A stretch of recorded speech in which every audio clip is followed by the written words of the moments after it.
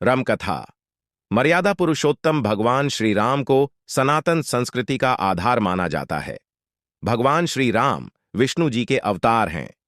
रामचरितमानस के अनुसार भगवान श्री राम के शासनकाल को राम राज्य कहा जाता है। भगवान श्री राम ने अपने जीवन काल में हमेशा एक न्यायप्रिय और प्रजाप्रिय राजा की तरह शासन किया। भगवान श्री राम ने हमेशा रघुकुल रीतिसद प्राण जाई पर वचन न जाई के आधार पर अपना कर्तव्य निभाया।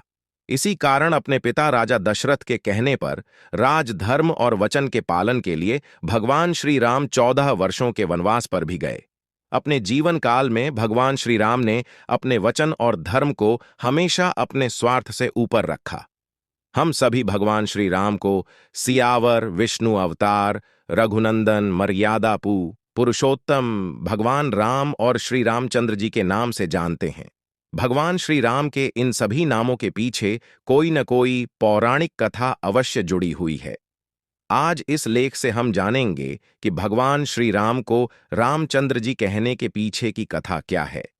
अयोध्या नगरी में हुआ श्री राम का जन्म पंडित इंद्रमणि घनश्याल बताते हैं कि रामचरितमानस और रामायण जैसे धार्मिक ग्रंथों के अनुसार भगवान श्री राम का जन्म त्रेता युग में अयोध्या नगरी के रघुकुल वंश के राजा दशरथ और उनकी पत्नी कौशल्या के घर में हुआ।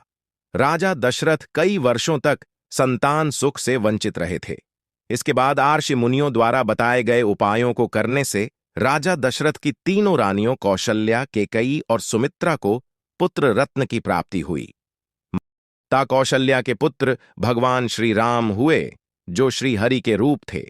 रानी केकई भरत की माता बनी और माता सुमित्रा ने शेषनाग अवतार लक्ष्मण जी और शत्रुघ्न को जन्म दिया।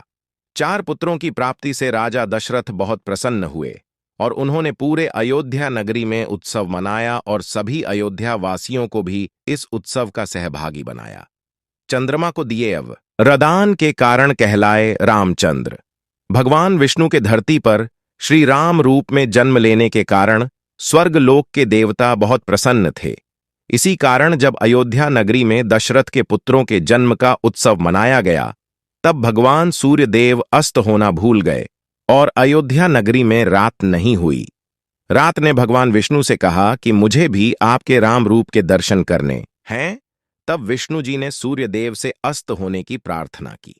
जब अयोध्या नगरी में रात हुई, तब रात ने भगवान श्री राम से कहा कि सूर्य देव के कारण मुझे देरी से आपके दर्शन करने का सौभाग्य प्राप्त हुआ है। भगवान श्री राम ने इस देरी के फलस्वरूप रात को वरदान दिया कि इस जन्म में उनका रंग रात के रंग की तरह ही रहेगा। इसके बाद चंद्रदेव ने भी भगवा न श्री राम से कहा कि सूर्य देव के कारण मुझे भी आपके दर्शन पाने में देरी हो गई।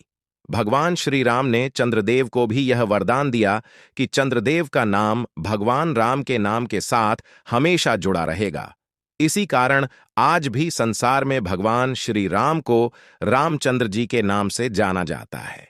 यह भी पढ़ें, आखिर क्यों किन्नरों को मिला था भगवान राम का ऐसा आशीर्वाद।